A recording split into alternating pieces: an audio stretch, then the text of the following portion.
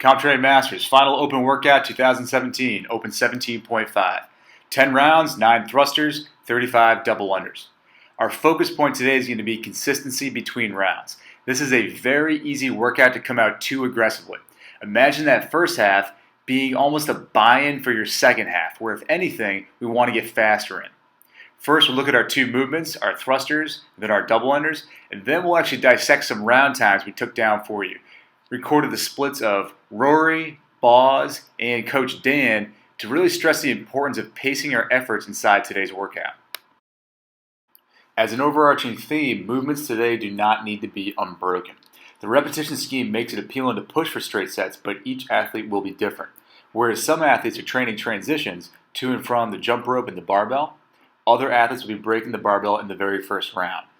Both approaches are correct for those athletes. We need to race our own race today. Focus on this being what it is, a 10-round effort. And don't get sucked up into doing rounds straight early on just because we can. If we know we need to break up the barbell in, say, round 4, break up the barbell in round 3. Break earlier. Break to preserve our energy for the second half where we need to be on top of our transitions. Next, let's dive into some performance refreshers on the thruster. On the thrusters, the first focus point will be racking the barbell during the course of the squat. Notice how Dan has a relaxed grip on the bar in order to allow it to rest on the shoulders as opposed to his hands. This is our goal for each and every squat during our thruster. To see the difference, he'll now alternate between this and a low elbow closed grip position. If you were to squat in this fashion, it would be very tiring on the shoulders, and we need those later on today for doubles and for lockout. Make sure we're racking that barbell on each squat, staying efficient so we can save those shoulders. A reminder here to push your elbows forward as you receive that bar from overhead to refine that front rack position for your next rep. Last performance piece in the thruster, utilize our hips to the full potential. A common fault is we start to press too soon coming out of that squat. Watch how the bar separates from Dan's body before his hips reach full extension. Use the hips as much as you can to drive the bar overhead. It's way more efficient. Last 2 reps, you can see the difference. Watch how Dan is more patient now and uses those hips to get the bar overhead.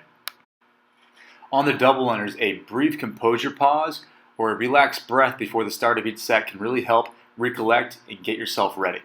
Rushing this transition can often lead into trips, and consistent double unders across these 10 rounds is the goal. This will beat rush double unders with multiple trip ups in between. Take a breath, recompose, and begin. If double unders are a movement that we struggle with, don't move in without a game plan.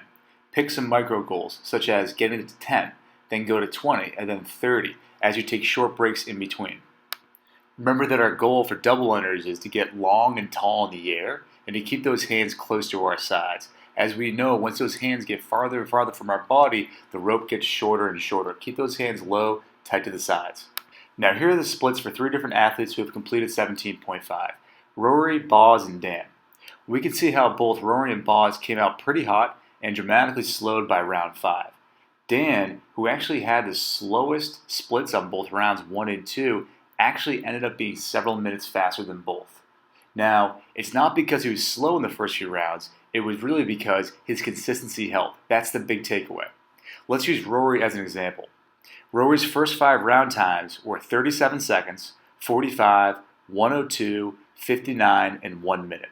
If you were to slow down these first 5 rounds and conserve effort and aim to hold a 115 across all 10 rounds, he PRs by 10 seconds. He's faster.